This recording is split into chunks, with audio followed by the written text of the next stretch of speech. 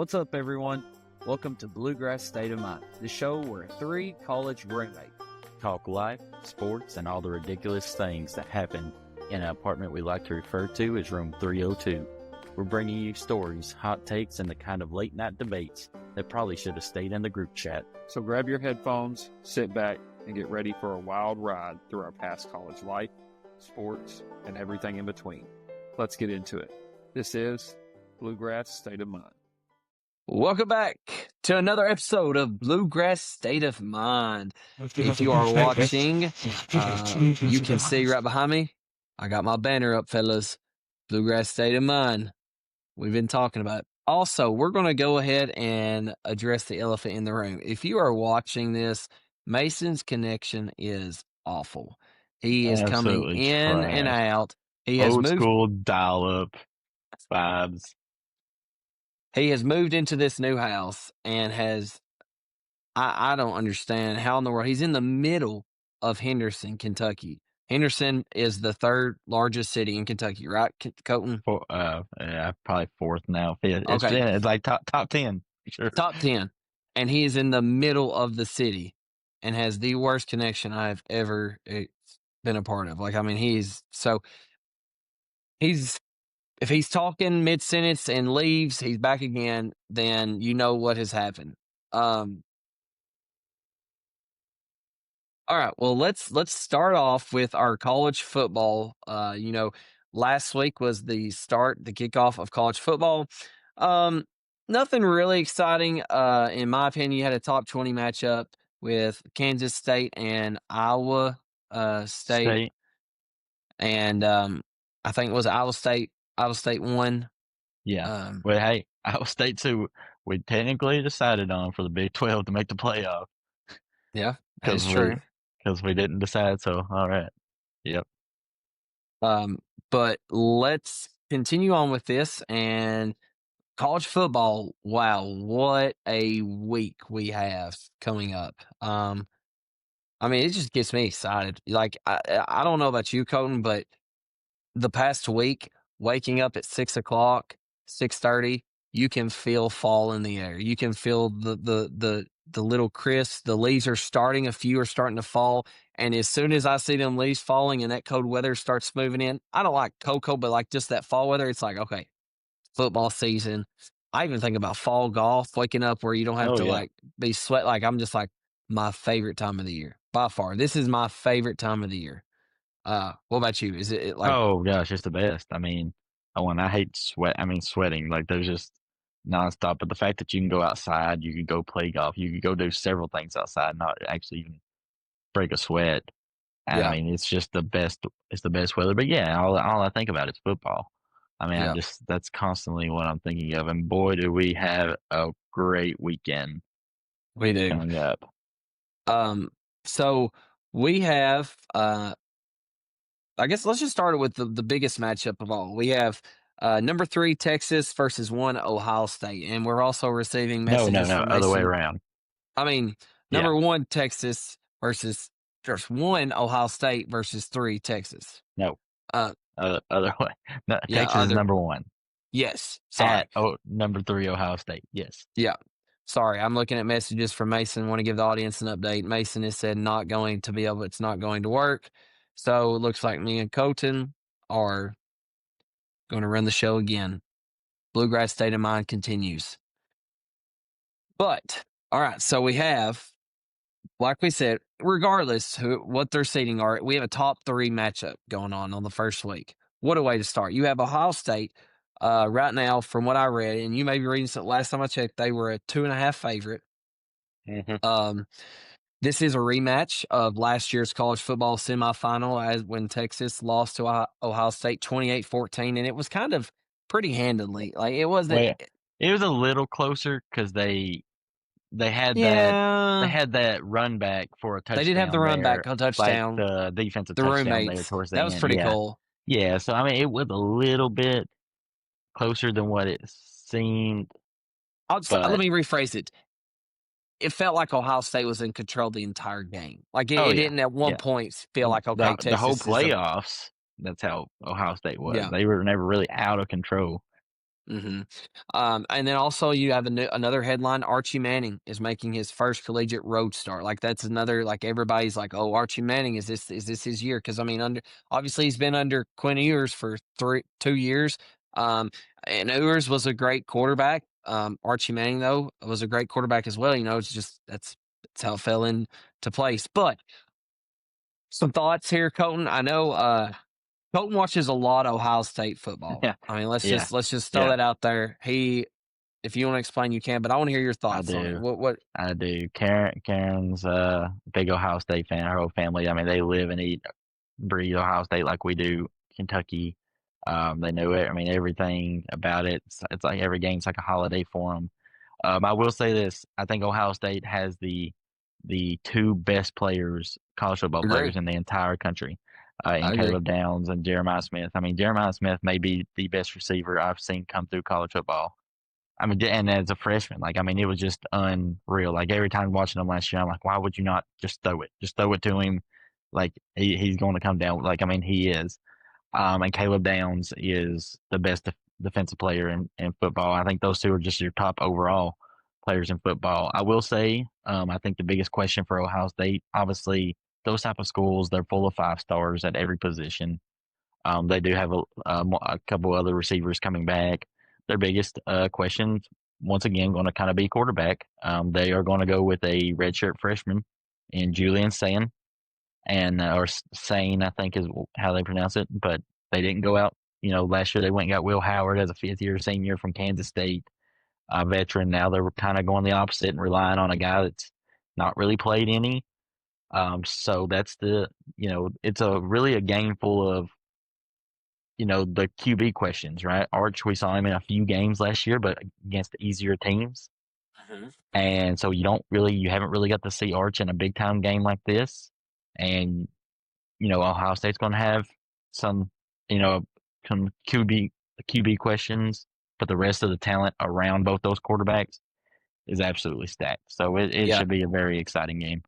I think for me, what I'm most excited to see about the matchup is, honestly, I know a lot of people are probably going to say this. I'm excited to see Archie Manning, and the reason why, because it seems as if all the highlights that I got to see was him scrambling and him making a play on his feet. Like, I want to see, is he anything like his family? Like, Right. is he a Are pocket they true passer, or is pocket he? passers? Yeah, like what is he like? Because everything that you was seeing the highlights is Archie Manning's feet, and that is not what the Manning brothers, Peyton and Eli, are known for. So, um, yeah, he can bring that dynamic of scrambling and getting, but can he stay in the pocket and make passes under pressure? That's what I'm really looking forward to seeing that. 11 o'clock, going to be it's going to be crazy. I think it's supposed to be Lee Corso's last college game day. It is. Um, It is. so I don't know if any of y'all watched some of the tribute videos. Awesome, man. I don't want to take too much time, but he's just college game day. Like Oh that, when yeah. you think of that you think of the pick'em on it, on putting the mascot head. Just an absolute professional. What he does. But let's continue on though, Code. So we got, after that, we also have another top 10 matchup that day. We have LSU versus Clemson. Yeah. I think It's exciting. LSU is ranked 9th, right? And LSU is 4. Yeah. Yeah. So this is another matchup of a couple QB prospects that are expected to be pretty much top 5. Mhm. And Cade Klubnik for Clemson and Zach Mettenberger, I think. Is it, or Musson? I can't remember. Not Mettenberger, but I can't think I of his don't know last either. name. But anyhow, both of them are projected very high in the NFL draft next year to be some of the top, probably at least top 5 QBs taken, both of them. LSU's got a lot of question marks. Brian Kelly, left Notre Dame because he claimed they couldn't get the players at Notre Dame to make it to a national championship. Then also Notre Dame makes a national championship last year. Yeah. Brian Kelly has yet to win an opening game at LSU. They continue to lose these type of games. They start out every year with this type of game, and they've continued to lose them. And Clemson, Garrett Nussmeier. Nussmeier, It's like Nussmeier or Zach something. Yeah. Mettenberger, that used to be a LSU quarterback. Mettenberger, I don't know where I was at. Classic. He got the But message though. yeah. Anyhow, but Clemson, I think that's an exciting match just because they've kind of fallen off, right? They were Yeah, I at the think top of the tier. They kind of fell off. People were kind of like Dabo is not big on the transfer portal. that's He's what I said. not. When that happened, he was like, I don't want to do this. But now he's built a great recruiting class. Some of these guys have stayed. A lot of these guys have been playing for 2 or 3 years now. You've got the quarterback position right again. So several people are expecting Clemson to be like top 5 for most of the year, if not one of the top teams to predict to go all the way. So Yeah. this is another exciting matchup. Yeah, for me, I think I'm looking at Clemson, and I think that the headliner there is like what you said about Dabo. Dabo Swinney is one of those coaches it's to me very interesting. He seems to be a player's coach. Um, he's also though, I don't know how showy he is, like running down the tunnel, like doing all that, like look at me, look at me. But then he also goes on and talks a lot about his faith, and so I'm gonna give him the benefit of the doubt, and I think he has good intentions, but he's got a lot to prove for multiple reasons. I think that he was at the ceiling for 2 or 3 years, and then you know dropped real quick, and I think that being that they're in the ACC, that's it's a big drop. That's not Yeah, like the SEC, like where you was at right. the top and then you took a drop, because the SEC, understandable, very, very competitive. Yes, ACC, well, you got Louisville, Clemson, Florida State. maybe Miami. I mean, you know what I mean? Like that's a big Right. drop off. If you're one in the SEC and go to number 5, it's not that you probably had a pretty decent year, but you might like Alabama, right? Like Yeah, Alabama's drop off has still been like they're nine and still three. legit. Yeah, Yeah. Like it's not, but you go from like 1 to like 5 or yeah, something in the ACC, it's a little different drop off. yeah. Speaking of top 10 matchups, we have another one. We got number 6 Notre Dame versus number 10 Miami. Notre Dame right now is a 2.5 favorite on the road, coming off their national championship game appearance in 2024, and then on the across the tables, Miami. Miami is being led this year by Georgia transfer Carson Beck. A lot of noise there. He's aiming to break into the college football playoff for the first time. Um, what are your thoughts on Carson Beck? Is he a good I quarterback? Is he all talk? What is this like? I it's a little mixture. I will say that I was pretty high on Beck until last season, and Georgia didn't have a lot of great weapons on the outside like they had. I mean, the year before he had Brock Bowers, Lad McConkey, a couple guys that are already studs in the NFL, and and I think 10 out of the 12 Georgia defenders got drafted. Like, I mean they were just loaded in all areas. And then last year they didn't have a lot. Like it was a weaker wide receiver class. I mean, and he just did not look good at a lot of times. He panicked. It's like he didn't trust the guys around him. I don't know what kind of leader he was, but now he also kind of he may have been injured a little bit. Obviously had that injury that kept him out the rest of the playoffs. The backup had to come in. I just I do think he's got a good arm. I mean, prior to last season, they were projecting him to be possibly the number 1 quarterback taken in Mhm. this past draft that Cam Ward went. And then all that happened, and he ended up needing to come back for another year because his draft stock had fallen so much. I think he's got a lot to prove. I think a new, fresh start. I think there's a little drama around him there at Georgia Well, to the kind of drama was finish. not just him. I mean, let's just be It, honest. The drama was with him and his girlfriend at the time. yeah, That the that Cavender girl. was in That's all. Miami, Yeah, it was and Miami. which I would assume why he chose Miami, Hmm. and all of a sudden that finished off. But so who knows how he's enjoying the Miami life down there. Yeah, Notre Dame, I think they're just very well coached. I think Marcus Freeman's a very good coach. They're building a very strong defense. They return a really good running back. Once again, quarterback. That's what I'm excited to see so much of. It's all these powerhouses are essentially they're starting their seasons with brand new quarterbacks, right? Surrounded by a ton of talent, but the quarterback is the most important position on the field. And several of these big time schools are starting out not really knowing who they got there behind center. Yeah. Well, our last game that we can just briefly, I'm just going to mention them because I don't know a lot about it, but I mean, it is Roll Tide. Number 8 Alabama is playing Florida State. Talk about another school that just has went to the dumpsters is Florida State. I mean, I mean, you just think. I mean, it's been a while back. I mean, you think about Jameis Winston, like that really was a long time ago. But I mean, like that they were. Well, in all fairness, they went undefeated 2 they years did. ago. Yeah, that is get correct. into the playoff because they didn't play anybody. Yeah, that is true. But then they have last struggled year to get they the showed their quarterback. true road. Yeah, they struggled to get their the true quarterback colors last position year. right. They thought that DJ Ungale I or whatever. I know who you're talking about. Whatever. They thought he was going to be the answer. Struggled this year. I think they brought in. I think his last name's Castellanos. He came from Boston College. He was a pretty good quarterback at Boston College. I think he's over at Florida State now. So he is a very experienced quarterback. I think when I watched a few Boston College, like he was pretty decent, more of a runner than he is passer. But Alabama's once again, I think there's a lot of pressure on Alabama.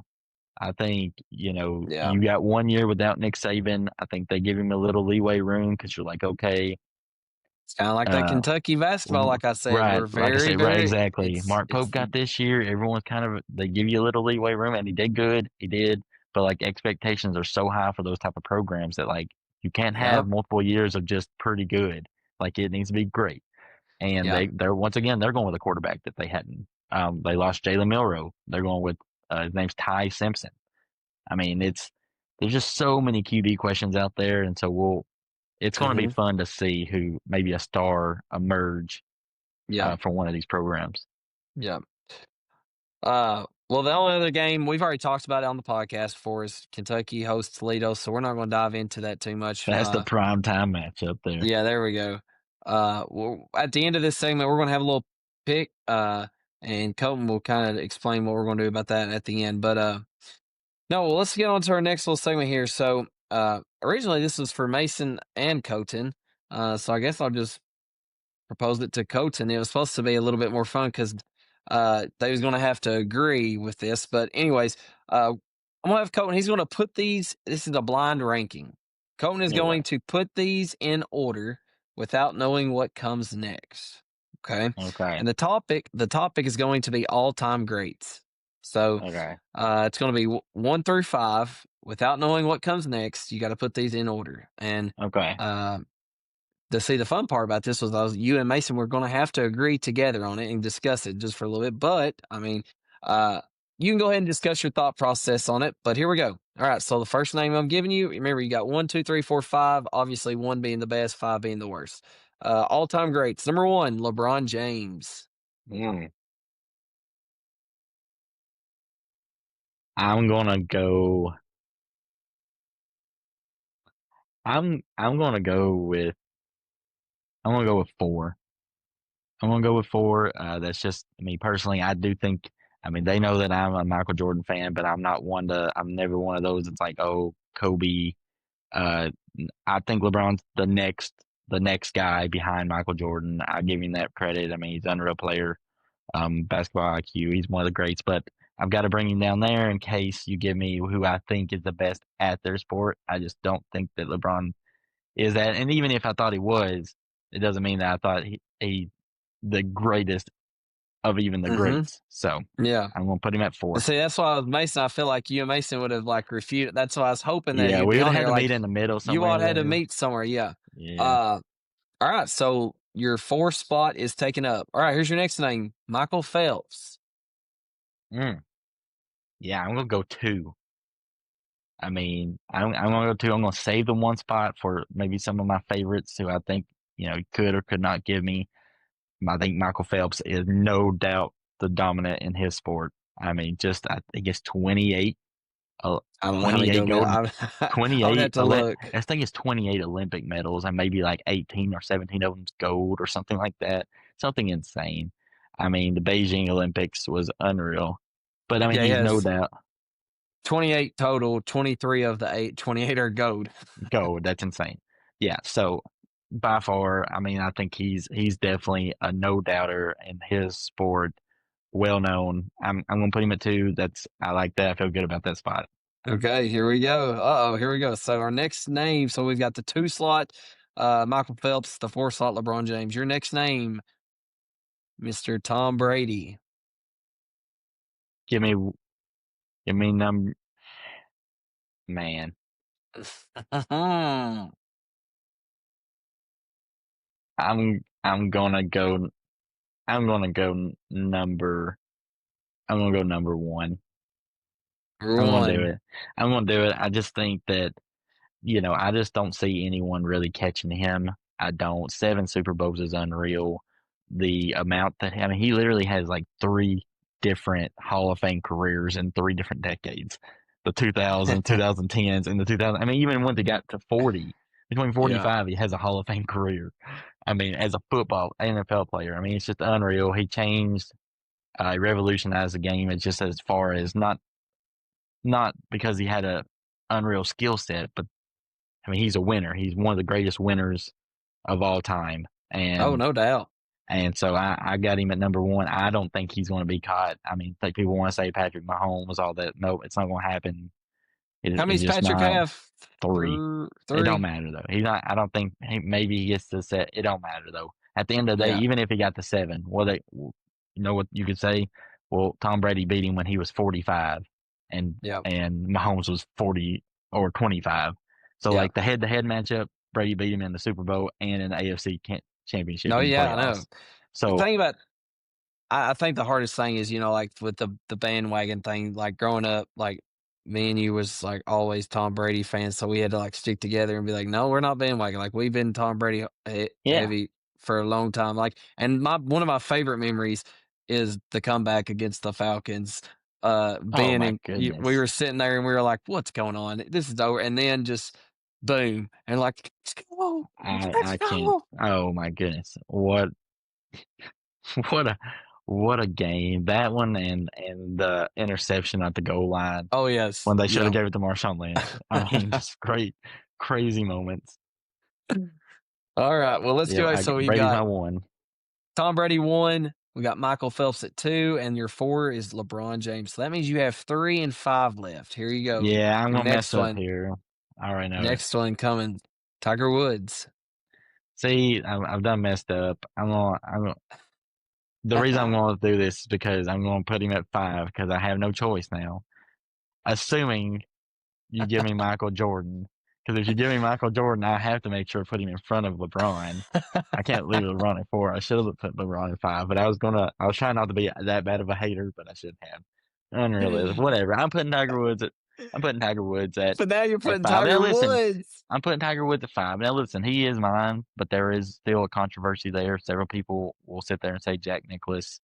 And listen, Scotty Scheffler's story to be written, but he's not going to get the Tiger. But still, there are several that sit there and say between Jack and Tiger, still, I'm a Tiger guy, like I am a Jordan guy, but there are several that still argue Jack Nicklaus. So I will sit there and say Tiger at 5. All right, your You're probably last going to get one. like Wayne Gretzky.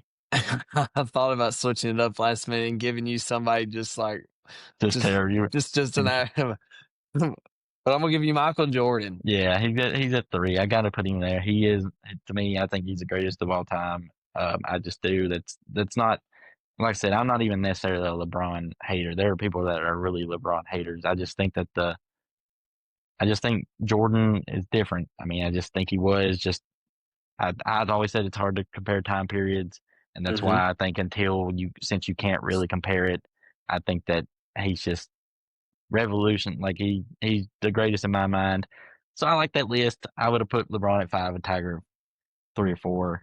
Yeah, I think the Michael Phelps at 2 was because he's so good, but he's a swimmer, so, like, you just don't, like, I mean, that's, like, But you yeah, don't really but think about, like, dominant-wise, but yeah, GOAT-wise, I I mean, mean, like, he's so he's no good, like, doubt. I Like, mean, there's no one close to him. yeah. Like, there's So, there's no one. So I had to put tried to put the ones up top that I don't think it's in question. right? I Yeah. will say, like, the final three, like, if you want to sit there and do, like, the LeBron Jordan, that's more of a Mhm. question than anyone against Phelps. And also Nicholas against Tiger Yeah. is more of a question.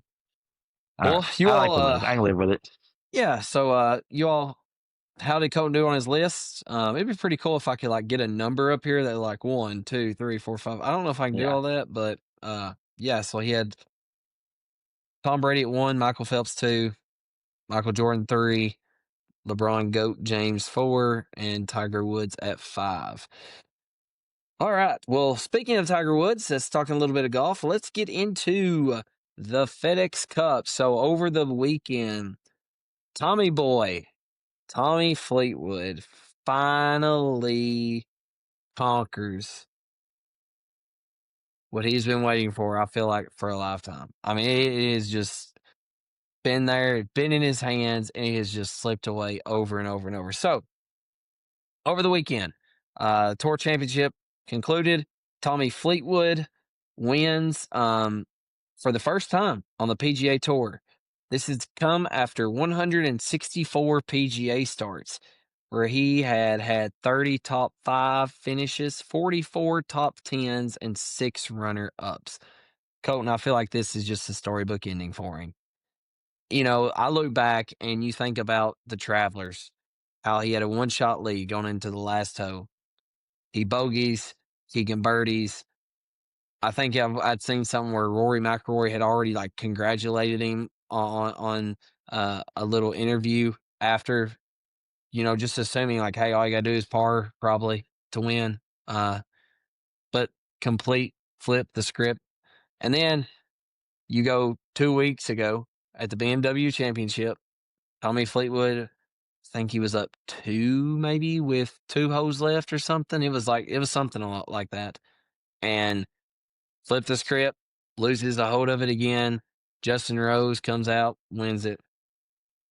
So I'm sure if you were asked, you know, Tommy, losing the Travelers, losing the BMW, was it worth it to win the FedEx? And I would think you would say yes. I mean, the last tournament of the year, the biggest purse of the year, the FedEx, like the title, the FedEx Cup champion. Like, I'm really happy for him. You know, like, and obviously I've got on here before and I've said, you know, Tommy Fleetwood choked. Like, I wouldn't take that aback. I would not. Like, he choked against in the Travelers. He did against the BMW in the BMW as well. There's nothing that came out of my mouth that was not the truth there. But regardless of that, I'm really happy for Tommy. You know, like on Saturday, this is where this what tells you what kind of guy Tommy Fleetwood is.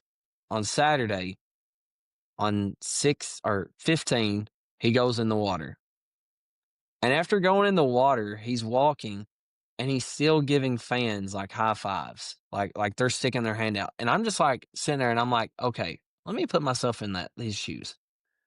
If I am like if I'm leading the tournament or in the mix of the tournament and I dump it in the water, the last thing that I want to do is be touching and get people's hands and be like, yeah, yeah, yeah. Like that's just who he is. And I don't know if you got a chance to watch his interview too, but he was talking about how his dad said, you know, you need to be a good person. Like he's like, be kind to everybody.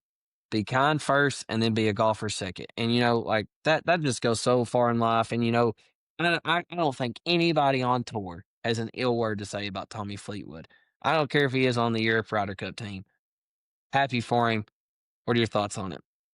Yeah, I mean, I got cold chills when he finally made it.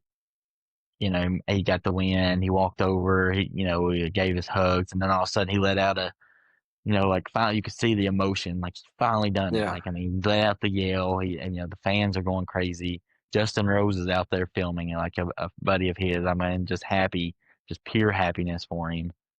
I mean, you just can't help but love Tommy. I mean, he's went through some heartbreak with some losses, and yet every time he's just like, it's hard, but I'd rather be there and have the opportunity than not be there at Mm-hmm. all and just continue to fail and then eventually hopefully succeed.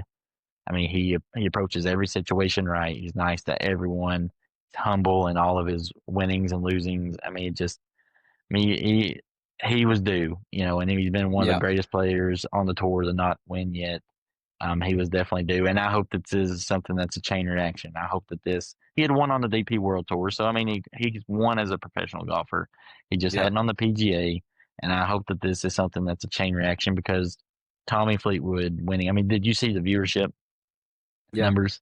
I mean, it was up like almost 1 million. I mean, he was getting shout outs from LeBron James, Caitlin Clark, some of these ones that are the biggest ones in their sport, right? They wanted to see Fleetwood win. So if it wasn't Scotty winning or it wasn't Rory winning, like Fleetwood was the next big name that people wanted to see win. And so I applaud Tommy to finally get it done. Like you said, storybook ending to a great PGA season. So many great storylines with Rory winning the Masters, Scotty dominant, Griffin, JJ Spawn at the Open. Like some of these guys coming out of nowhere and getting wins. Hideki won, Ludwig won. Some of these, some of your other good golfers also had wins across the board. Well, you talked about the first time where, like, you talked about finally Cam Young breaks wins, through, and wins. Fleetwood breaks through. Like the two biggest names on tour that have not broke through finally.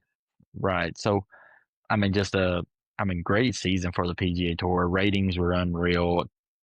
Capped off by storybook ending by, one of the most liked guys on tour. Yeah. It just overall it was a great way to finish. How about that? LeBron James, he's really got into golf lately. He has. He has. He was tweeting about it.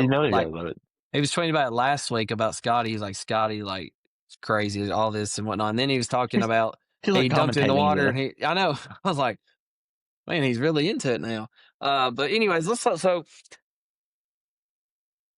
if this was the same format as the previous years, Scotty Scheffler, 24 under, Tommy Fleetwood, 23 under. Scotty Scheffler, would you have been your 2025 FedEx Cup champion back-to-back, first to ever do it?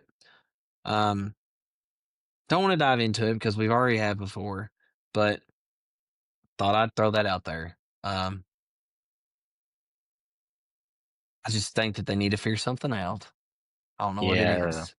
Yeah, something else is going to have to be done. We won't dive into it, but I mean, look, there's no reason that Scotty Scheffler, who literally doubled the points on anyone, even a second place guy, I mean, Scotty had double the points, and he's not going to be considered your FedEx Cup champion. At least they did kind of spread the purse out this year, right? It used to be 18 million for that final tournament, and it was 10 million this year. But that's because they added, and when they changed the format, they added some more to the other playoff events. So that it wasn't that big for just like one final event, but still, I mean, the FedEx Cup champion, like Tiger and Rory are the only ones who have won it multiple times. So like that's a special thing, right? To be a dominant guy for the whole year.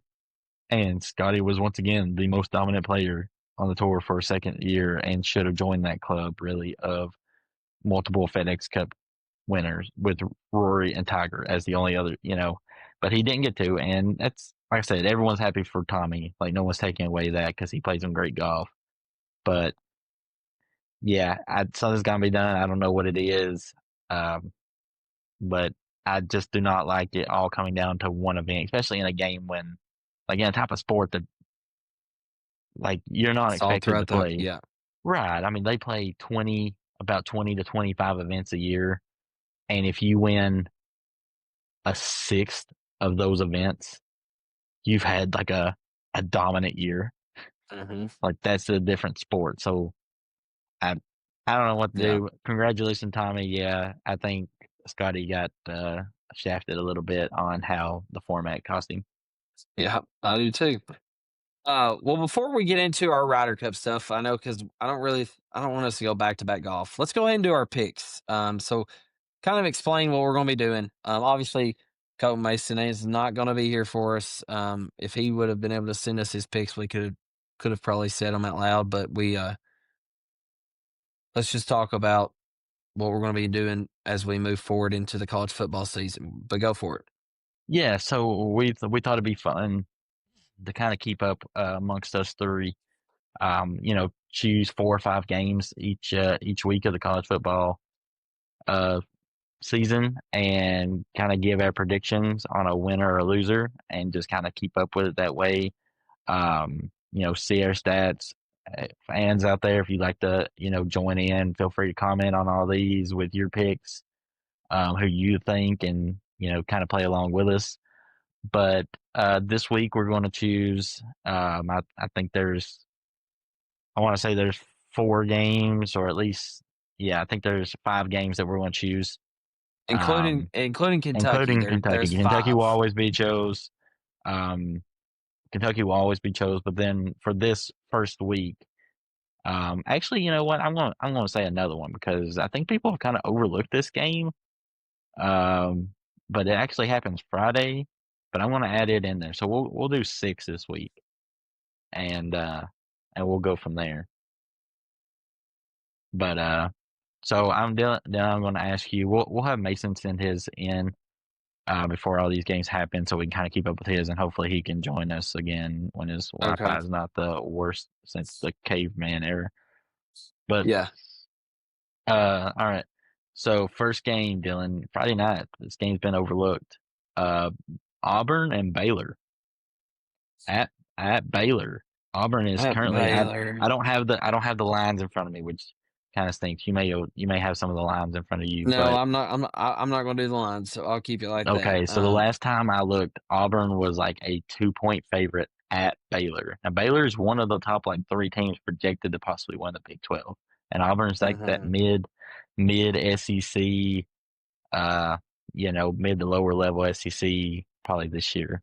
Yeah, I'm gonna go Baylor just because it's at home. I would have probably selected the home team there regardless, especially with Baylor. I know the Big 12's not as competitive as the SEC, but to me, it doesn't really have that big of an impact because until the SEC gets into SEC play, I think a lot of times the SEC teams don't play SEC caliber football, aka Kentucky.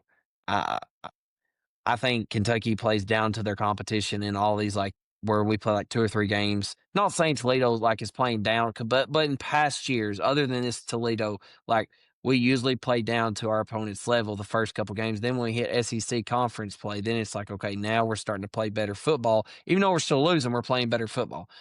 So I'm gonna go with Baylor. I think with them being at home, that's kind of my thought process. So Baylor's my choice. Yeah, I'm going to actually go Baylor too on this one. Auburn's a 2-point favorite. I haven't trusted Auburn here in the last couple of years. They just seem like one of those teams that they keep losing some games that they should win, and before you know it, they've had a mediocre season in the last 3 or 4. I don't know a lot about this Auburn team. Maybe they've picked it back up. Maybe they, got a good recruiting class, transfers. I'm not 100% positive. I think Baylor got really hot at the end of last season. Baylor's my pick to win the Big 12 before we decided on Iowa State. I just think playing at Baylor, I just think that I'm going to go with Baylor on this one. Auburn may prove me wrong, but I'm also with Baylor. Yeah. So I'll give the next game, and I'll give my pick first on this one. We'll say the big one for last, but I'm going to go with so the next game I'm going to go with is Miami and Notre Dame. Being played at Miami. I want to say that Notre Dame was what'd you say it was, a 2-point favorite or something like that? 2.5. Yeah. After watching Notre Dame go in and beat at Texas A&M last year, right? So they came off that home loss to Northern Illinois. Remember that? It was a big upset. The second game of the year at Notre Dame, and everyone's like, "Oh, they're done." Right, they're done for the year. They're done, and then they go to Texas A&M, and everyone's just assuming they're probably going to get beat, and the year is going to be finished. And they win at Texas A&M, and that's one of the loudest places in college football. The 12th man. I'm going to rely on Marcus Freeman here, and I think that Notre Dame brings back enough from last year's team to win this game. So I'm going to choose Notre Dame. Yeah, I'm right there with you. I was gonna say Marcus Freeman. I think that he is I think he's a stud of a coach. I think that he is the epitome of what a a coach needs to be today. The way that he is able to still have that old school vibe of coaching hard, but also being able As a young guy and a connect with young kids. guy that Yeah. can connect with the guys. And then also I'll say that because I just don't trust Carson Beck. I don't. I'm not heavy on Yeah. him. I think that he's just got a lot of drama going on right now. I I just don't really. I'm not confident in him to lead Miami. Even though I don't know if you saw this, but Miami, they don't leave the state of Miami for like the first half of their season. Like every game they have is like in Florida. Yeah. That's crazy. and it's wild. Like they don't leave the state of Florida like until halfway through the season. But yeah, so I'm gonna go Notre Dame. Okay. So we both got the same, and Notre Dame and Baylor. So the next game I'm going to go with is Alabama and Florida State. I think Roll Tide. we're both going to go Roll Tide. It could be interesting. You never know. Alabama, it's been a little bit of mystery since Saban's left. They're just not as talked about anymore because Georgia kind of took over there in the SEC. Ohio State, Michigan have obviously went back to back Big Ten champions have come out of the Big Ten. So I think Alabama's kind of fallen under the radar a little bit. So we'll see. I do think they'd bounce back a little bit this year and make the playoffs. So I'm going to go with Alabama, and you are too. So so far we're all the same. The next one is going to be Clemson and LSU. I think this is a is this a neutral site game? Is this the one that's in That's what I was Atlanta? about to ask. I think There's always it one in is. Atlanta, and I feel like this was probably it. Let me look it up while you're. Let's see here. Clemson, LSU at number 4 Clemson. I know it's in Clemson Memorial. That's what I'm reading Really? here. So it's at Clemson. Clemson, South Carolina. Wow. Yes. Man, this one's That changes my. it did mine too. So It did mine I'll be too. honest with you. I think I I was going to lean a little bit towards LSU, but was too. with it being at Clemson, you know what? No, I'm gonna go with LSU. I'll throw them out there. I'm gonna say that they are going to go in the first game of the season. I know you mentioned that they hadn't. They're going to come and make a statement on the first week. I think LSU is one of those teams that the past couple of years have been on the verge of being like great. Like they're always there. They just can't get over the line. Even with Jaden McDaniels, I know he won the Heisman. Jaden Daniels won the Heisman, had a fantastic season, but at the end of the day, I still did not consider LSU to be a top 3 or 4 team. They were in that top tier of teams. They just couldn't find a way to get over. They lost so many close big time games. They're going to go get it done. I'm going to take LSU. I'm going to take LSU by. I'm going to go by a field goal. I like it. I like it. I was going to take LSU. I was, because I was like you. I was like, this is kind of a make or break year for Brian Kelly. I really do. I think like if they don't make the playoffs this year, or they just have an 8-4 type season again, I think they move on from him. So I think that they hadn't won any of these opening games. I thought it was going to be Atlanta. However, with it being in Clemson, I think it's a tough. Was it death fat? No, that is LSU, right? What do they call it? It's something at Clemson, but anyhow, You're right. But I can't think of it. It's something like that. But I'm actually going to go Clemson. I like that quarterback, Cade Klubnik. I really do. I like the quarterback. I think that they got a really good defensive line. They went and they have a really good class. I think this is kind of Clemson's bounce back year, and I think LSU has just struggled to win that first game. They lose that first game, and then they seem to have a pretty good rest of the season, but throw in 1 or 2 more losses, and they've just kind of fall. Like you said, they're right there at it, but they don't win this first opening game, and then it just falls. At a neutral site, I was going to give them the edge. I'm actually going to go Clemson. So, and I'm going to say it's like a 5-point game. I think they have a touchdown, and LSU tries to march down the field at the end, and they don't get it done. So I don't think it's at a neutral site. Everything I'm saying is it says LSU versus Clemson, and I'm saying that LSU or Clemson hosts LSU in Battle of Tigers at Memorial Stadium. So that's at Clemson. So so I'm gonna go Clemson on that one. All right, so now we're at Kentucky and Toledo.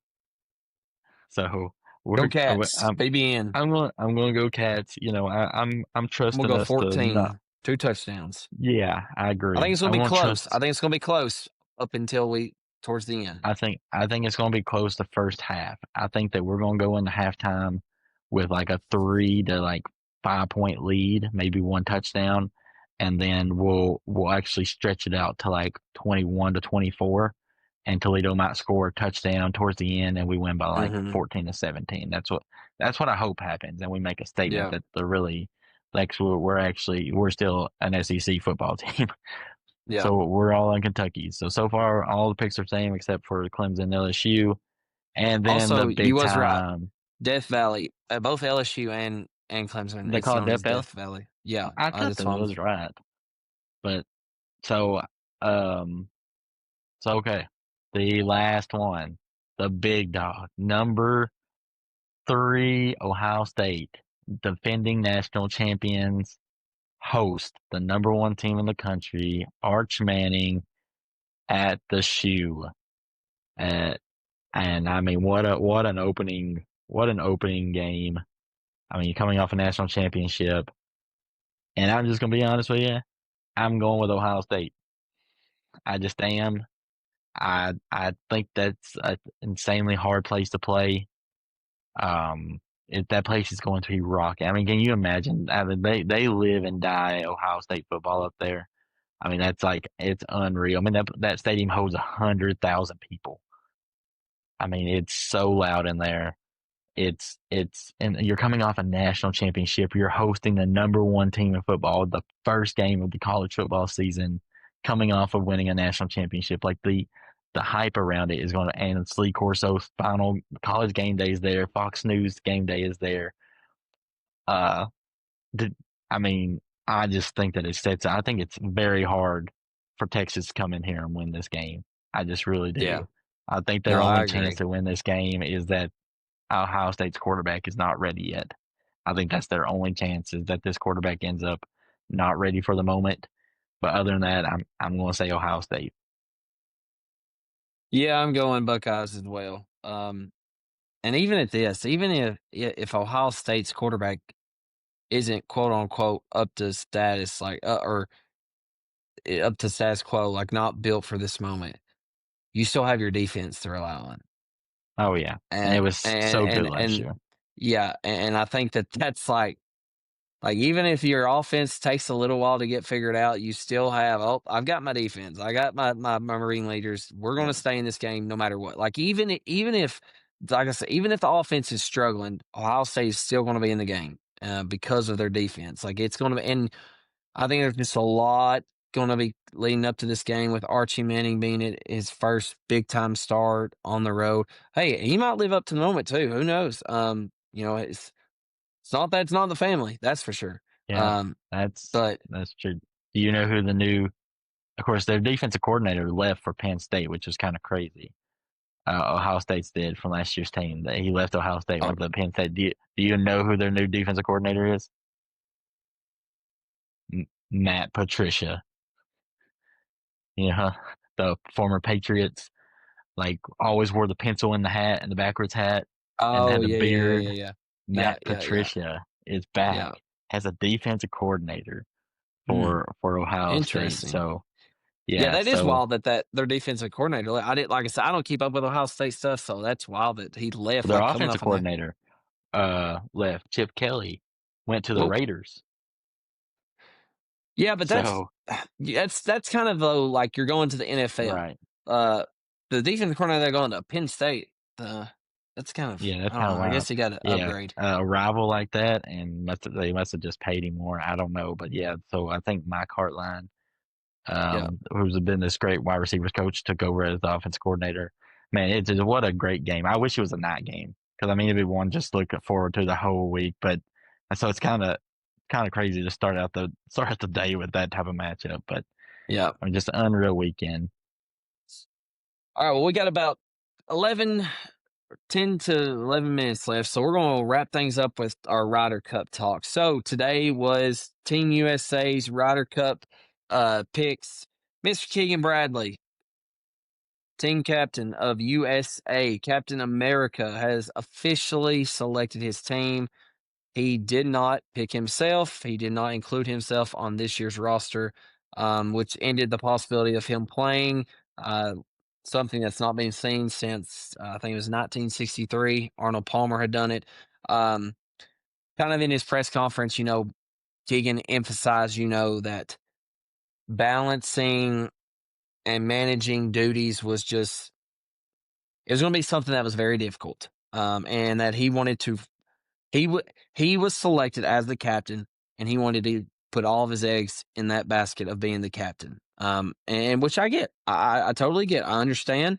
However, though, I've seen a lot of, not backlash, but a lot of people say, is it fair that, PGA America put Keegan in this position in the first place? Coming off a year where, talk about, he was left off the Ryder Cup 2 years ago, probably should have made it.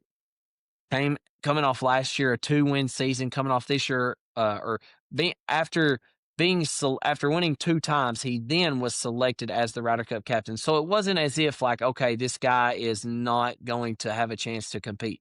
Keegan was definitely competing. So the point is like, did they screw up by putting Keegan in this position to have to make such a difficult decision? Because this possibly could have been the last time that Keegan could have played as a player. He could always captain later on down the road, but how much is actually left in the tank? Because let's talk about the picks, and then we'll get into a little bit more. But I just want to throw that out there. So, we've talked about this, but the 6 automatic qualifiers based on the points was Scotty Scheffler, J.J. Spawn, Xander Schauffele, Russell Henley, Harris English, and Bryson DeChambeau.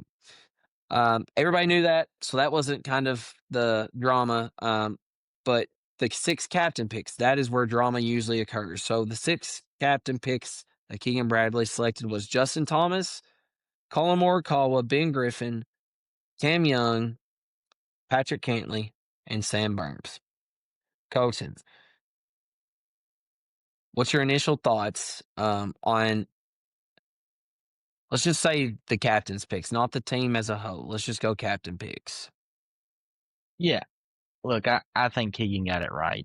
I just do. I think ultimately, as long as he picked those first 5 that he did, which he did perfectly, I think it really didn't matter who that 12th one was. I think that, he could have put himself there. I think it would have added a little bit more of a fire with the team, but it also would have added a little more controversy had they lost. But there just wasn't a standout for that last spot. I think you had to go with the ones that he chose 5th, and then at that point, you really could have selected any, right? Burns or McNeely, Goddard, even Harmon. I mean, Harmon had a case for how he played. I mean, he was a winner this year, and he had some great finishes alongside. So, I mean, there's different ones, but I think the captain's picks are good. I mean, Sam Burns is the number 1 putter on tour. I saw that stat today. He was number 1 in putting. Putting always is what these things come down to. He obviously is kind of in that clique with Scott. I mean, he's one of Scotty Scheffler's best friends. He's a part of that, JT. He's part of that bunch as well. And I mean, the truth is, for the last couple months, he's played well. We've talked about him on here a couple of times. Like, here he comes. He's starting to get in these top 15, top 20 putters, getting hot. I mean, and he consistently played well.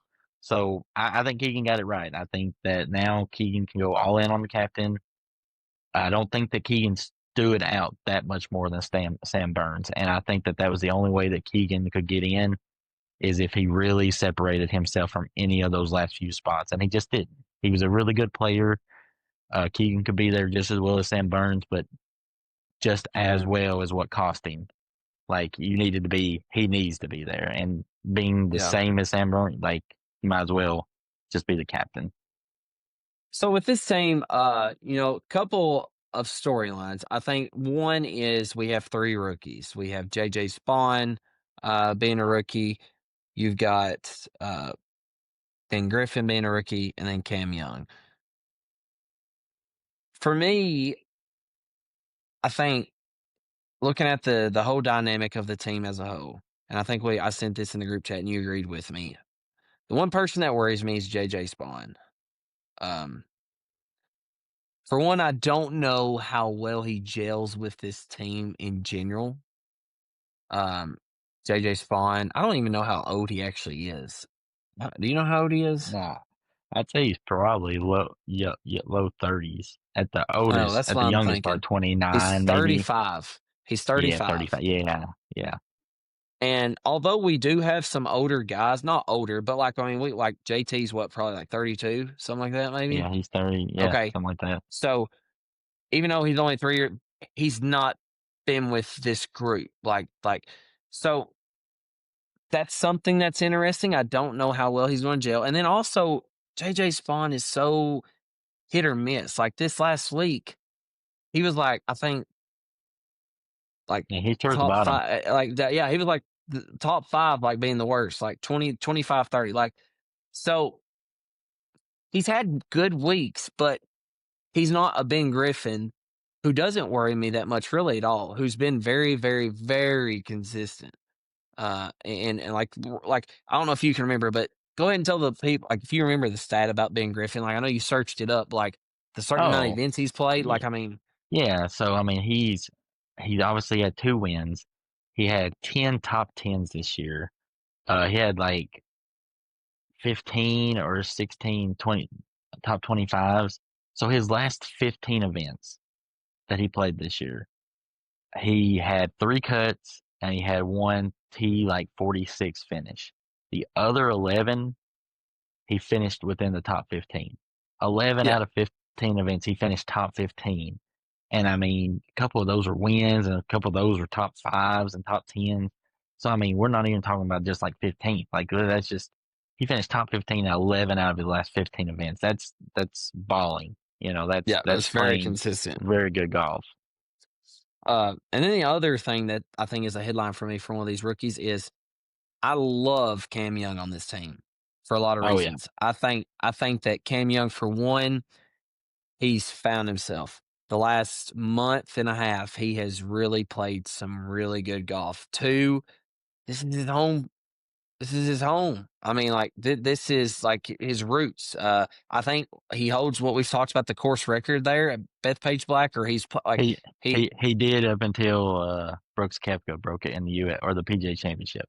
He held it Okay, as an amateur. He played an amateur like the junior am there, and he shot 64, which was the course record yeah, until Brooks Koepka shot 63 at the PGA Championship back in okay, 2017 or something like that. But so essentially, yeah, I mean, but he's yeah. I mean, and right. he's a long hitter, and Bethpage Black, from what I've understood, it sets up as a major course, and Cam Young is a very, very good player in majors. He finds a way. So I love Cam Young pick. And Ben Griffin we talked about, but JJ Spawn worries me. What are some of the maybe some highlights about this team that maybe worry you? Something you're looking forward to? Um, Obviously we have to go out and earn our respect, and I think that's something that Yeah. Keegan's point was across. Like, the tables have turned. Like, it almost as if we're almost the underdog. Like, I mean, he didn't say, but like, I mean, that's what it comes across as. Like, we've got to go prove ourselves. I mean, it was an embarrassment 2 years ago. Yeah. Uh, what are your Yeah, thoughts? I will say this. I think that I love that I think this is going to be like a very prideful event. Like, I think that you're going to have these guys fired up to play for Keegan Bradley, to play for the United States, to be on their home soil. Like, I think you've got a good, like, having JT back on the, Ryder Cup and playing good golf is a big thing, and having the number 1 player in the world in Scotty Scheffler, and you have Bryson DeChambeau now that didn't play in the Ryder Cup Oh last man, time. they are going to be So going now you got crazy. Bryson. Right. So, like, you have those attitudes and those fiery players and those really good golfers that are built for these type of moments here and playing. So that's what excites me. what worries me is that we need a few of their studs to all of a sudden find their game that hadn't really been. That had they not had great years last year, Xander, they probably would have not. Colin Xander to me, Morikawa. and Patrick Cantley, like those Yeah, three Patrick have had to finally find. started playing better, though, I feel like. But he has, but he didn't until, and so it was a little bit of a worry. And the thing is, like that combination of Cantley and Xander, right, that was so strong, went over there and got whooped the last Ryder Cup, right? So I mean, everyone was talking about that combination, and they go and get beat down. And Xander's not played the best this year because he started out with an injury. He kind of tried to fight his way back, but he hadn't been really playing that good golf. Missed East Lake for the first time in 8 years. He had like the longest streak going, I think. And Cantley finally found his game the last couple of weeks, but he still, I mean, there's still some, room for improvement. He and Morikawa hadn't had a top 10 since March. So, yeah, that's a long time to not have a top 10. I mean, a lot of these guys are based off of last year. I just, to me, I think you have to. That's my biggest worry. Those three guys, the rookies, you only play 8 at a time. So 4 people have to sit. It would not surprise me if Spawn, English, Griffin, a few of them end up sitting multiple matches. Like I could see them like some days not even playing the whole day. Too. Yeah. Like I could see a couple of those guys not playing at all one day. Like I think you have to play in one event. I think every player has to play in at least one event before singles. But I think after the one event, I don't think they have to play in another. And so I could see that happening for a few of those guys. If they just don't fit, sometimes I figure out where to see it, but we'll see how they're playing. I mean, they may be the studs, right? They may need to be the ones playing instead of Morikawa or something like that. That's my biggest worry. So we'll see how it plays out. Yep. It's going to be fun. Looking forward to it. Obviously, that is this month. I mean, September's right now here. So, well, hopefully, guys, we can get Mason back on here soon. Who knows? Caveman might be lost for a while, but we appreciate your time. As always, go Cats. Go Cats. That's a wrap for this episode of Bluegrass State of Mind. If you enjoyed the show, make sure to hit that like button and subscribe so you never miss an episode.